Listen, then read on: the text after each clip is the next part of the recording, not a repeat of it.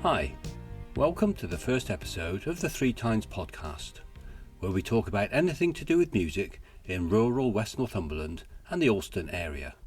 It's a chilly 5 a.m. on May the 1st, and we're at Steel Rig on Hadrian's Wall. Join us as the lads and lasses of Hexham Morris and Carlisle Clog and Sword gather to welcome the summer with traditional song and dance. Picture, if you can, a half moon setting in the southern sky between the trees, and the mist rising slowly from the low-lying fields beneath the windsill. Sunrise is at 5:28. It feels like something special is about to happen.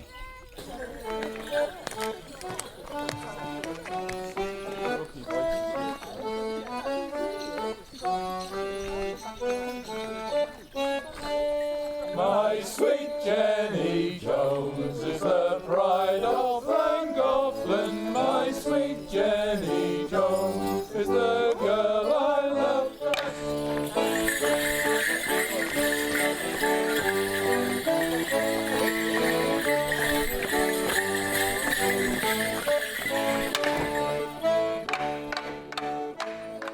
For those who are not sure of the whereabouts of Steel Rig, it's at Twice Brood, a couple of miles to the west of what is one of the most popular sites on the wall, Houster's Fort, and close to the famous Sycamore Gap, which sadly is now without its tree.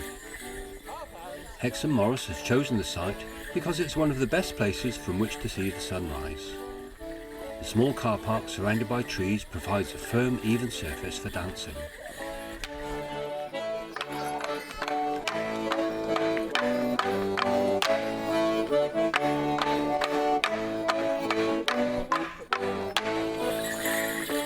I'm here today at the invitation of Brian Bell, who's been part of Hexham Morris for over 30 years. I asked him to explain some of the background of Morris and its link to the May Day holiday. It started in Oxford with, I'm not a historian of how May Day started, but it's always been recognised as a holiday. It's nothing to do with the socialist movement in Russia or anything. It's well before that, and we have a bank holiday on May Day. Yeah, Morris dancers do that. They don't do the equinox or the equinox. Is it called the equinox? It would solstice. Be, yes, the solstice. Yeah. Morris tends not to do that. It's more of a pagan thing, and Morris really isn't a pagan thing at all. Does it have religious roots at all? Yeah, it did. Well, not quite. I mean, nobody really knows the origins of Morris dancing. But one of the best theories is that round about 1600, roughly, that groups of travelling entertainers were passing through the south of England and through Europe as well, and following the route of the Moors, and there might probably be in the Moors, and so it's called Moorish dancing. But the oldest records were in the royal courts and in a church window. Now, how many varieties are there in England? Well, there's the main, what we call the main styles. So Cotswold's the oldest, about 400 years, just over 400 years old. The next would be probably Northwest, which was danced in the Yorkshire and areas, the woolen mills and that sort of thing.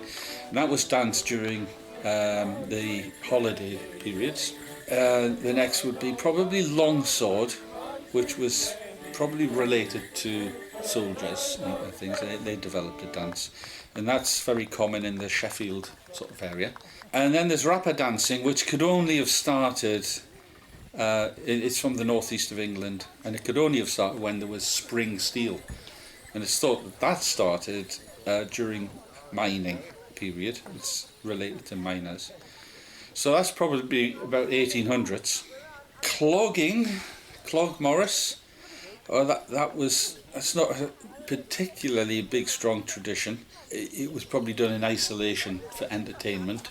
And there's quite a few Clog Morris teams around, certainly in the north of England as well. And then the last one is the most controversial, because it may have been invented in the 1970s by a chap called John Kirkpatrick, but it's said that they got the ideas from some old chap in a pub who told them what he used to do many years before that, which also sounds like Border Morris, where they used to black their faces up for disguise, and so they wouldn't be recognised, as they sort of slightly intimidated people with their Morris dancing.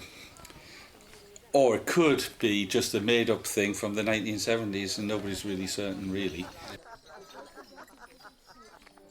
You all long hands? Oh, yes. Yeah. Oh, yeah, we've been Well, I don't mean old hands, I mean experienced. No, we are old as well.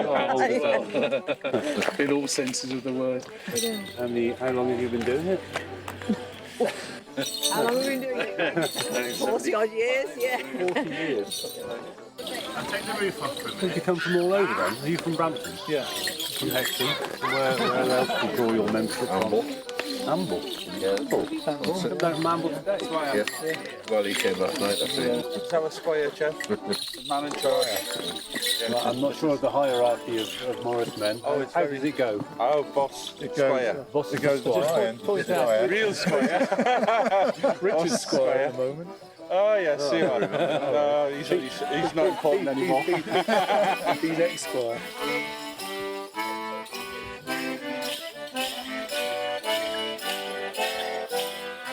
So have you ladies come all the way from Carlisle? We for have, this? yes. You have.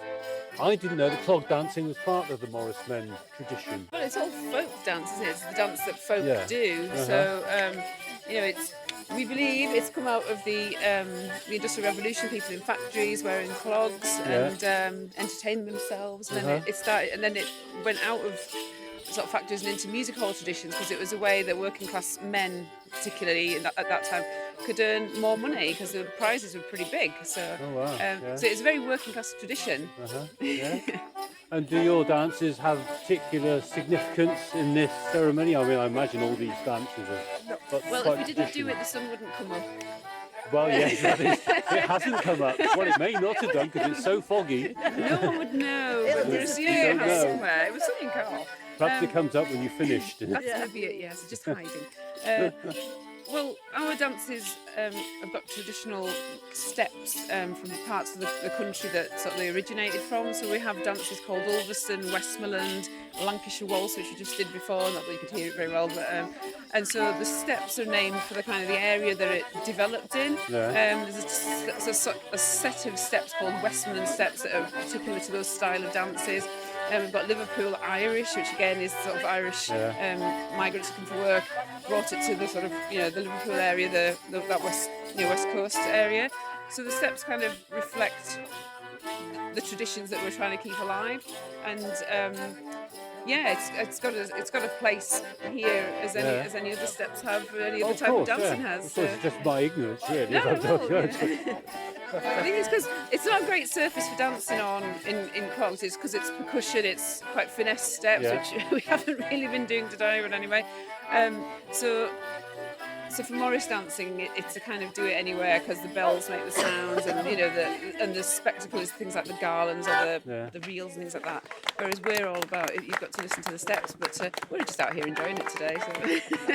Could be a bit warmer. And we can't dance. Normally we'd wear clogs, but this is so clog wrecking.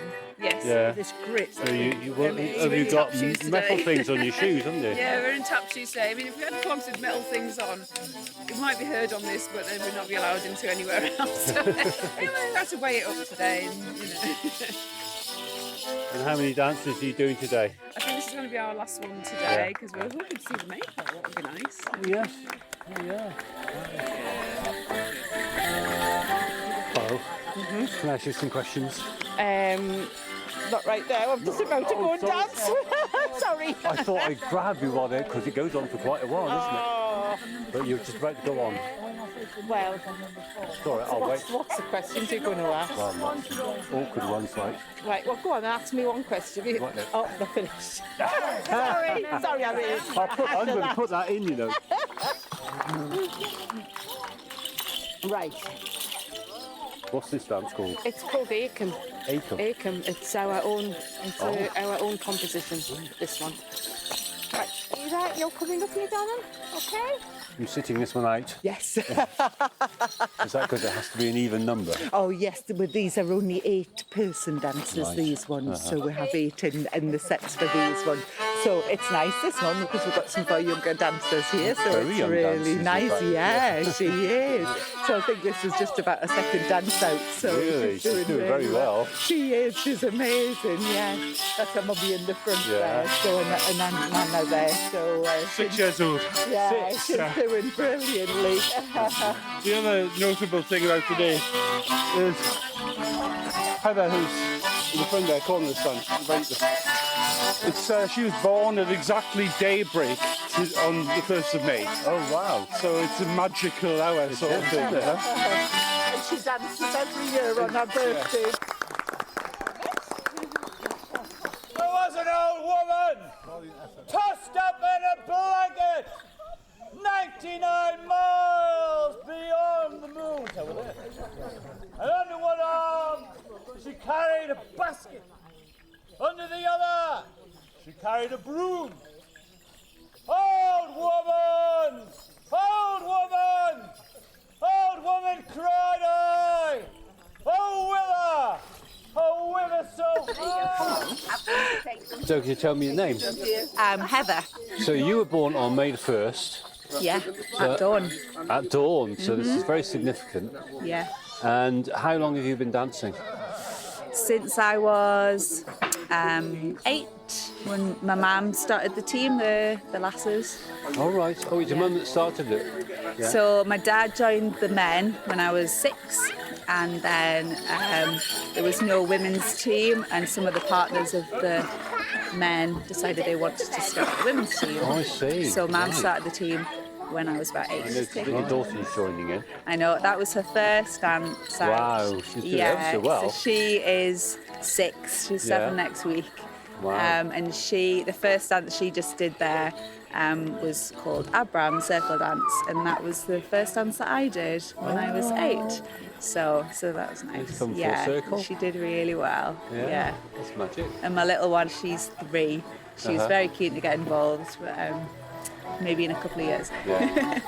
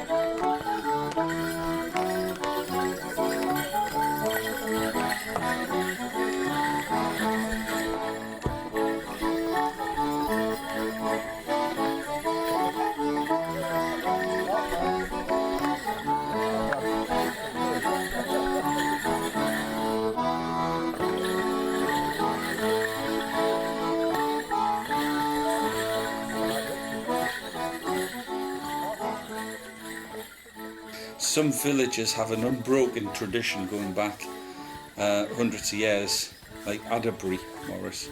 But during the First World War, a lot of the men went to fight and didn't come back, and teams folded and the traditions died out. It was fortunately carried on by women who danced in their places. And amazingly, you think Morris dancing is an all-male thing. Just this week, we got a message from an organisation that we're members of called the Morris Federation, and it announced that there's more female Morris dancers than there are male Morris dancers. Wow. Which is probably, I can understand that, because it's really hard to recruit male Morris dancers. Whenever we is Hexham Morris is actually two teams. You've got the Hexham Morris men and the Hexham Shire lasses, and they are different teams, but they always perform. They try to perform together, and we put on a show, different styles. So Cotswold, Clog Morris, Garland Morris, Northwest, and all these things. So we show a few traditions. When we advertise for new members saying we're recruiting if you fancy a go, the women get about 6 new females, and the men get one who stays for a couple of weeks and disappears again. So it's a bit of a pity. But the ones who do stay, it just becomes, you know, they enjoy it so much that it's...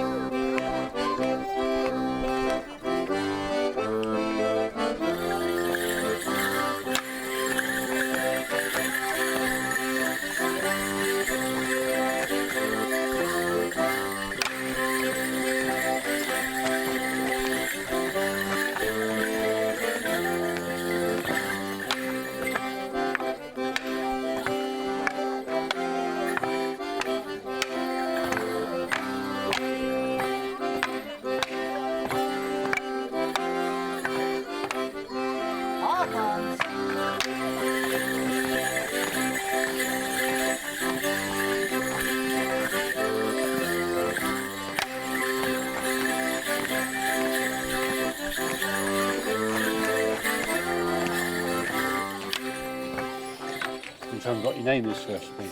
Frank Lee. And what's that instrument you're playing, Frank? It's commonly known as a melodeon now. Its technical name is a diatonic accordion. Right, and they also, I've noticed that there are several here, and they all seem to have a specific design. Yeah. They're made out of wood. Is that a sort of... Yeah, pretty much. I mean, you can get cheap ones that are made out of pressed aluminium, but yes, they're usually made of wood.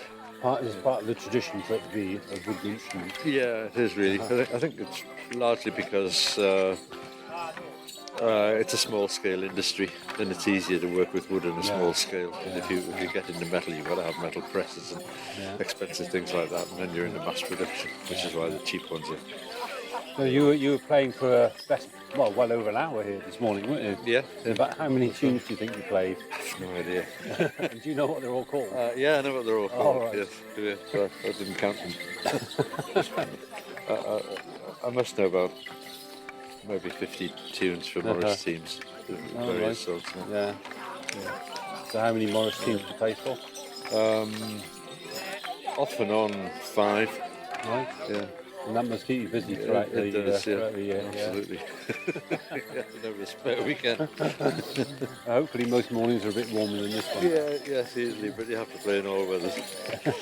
Sometimes with fingers that you can't feel at all.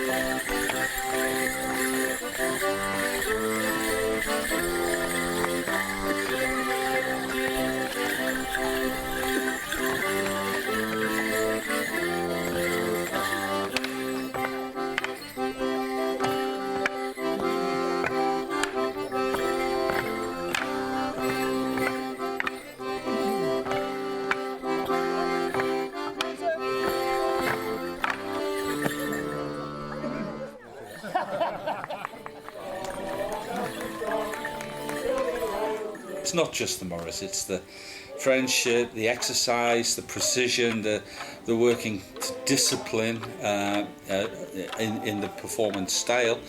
You're not allowed to downgrade it by tomfoolery or anything. We take it seriously, you know, that we're trying to get it as close as we can to what might have been the original traditions and that sort of thing without becoming loose. So we try and keep it. We have a foreman who controls the quality of the dancing. I heard is that the guy who was calling out during the dance? Yeah, the big tall guy, Jeff. Yeah, he's the current foreman, and but we change roles every year. We have a new election and a new squire, and So for today's, I don't know whether to call it a ceremony or an event, are the dances and songs the same every year, or do you choose them? No, we have a repertoire of about 20 dances, and so do the lasses. They're chosen by who's in charge on the day. It's usually the squire will choose which dance he wants to do next, depending on who the people are or what the surface is like. For example, if it's loose gravel, we may not do dances that move fast across the ground, or if it's soft grass, we might not do dances that jump up in the air, sort of thing. So it depends on the weather, the venue, how big it is, what the audience is like, and so they're different dances, all from traditions though that we do all the time. One of the things was we do some dances where we sing, and I don't think we realised without tuning up our voices how badly we'd sing at 5 o'clock in the morning. I asked the foreman if we could leave any singing dances till after lunchtime. I mean, the singing dances work really well when you're in a confined space and it echoes off the walls or whatever, and then it can be really powerful actually. Yeah, because you've got the movement of the dancers and the male voice thing. We don't sing in harmony with anything which like weakens it, so it's unison singing and very strong, but not at 5 o'clock in the morning. Mind, the audience on a May Day morning at 5 o'clock is usually just one man and a dog.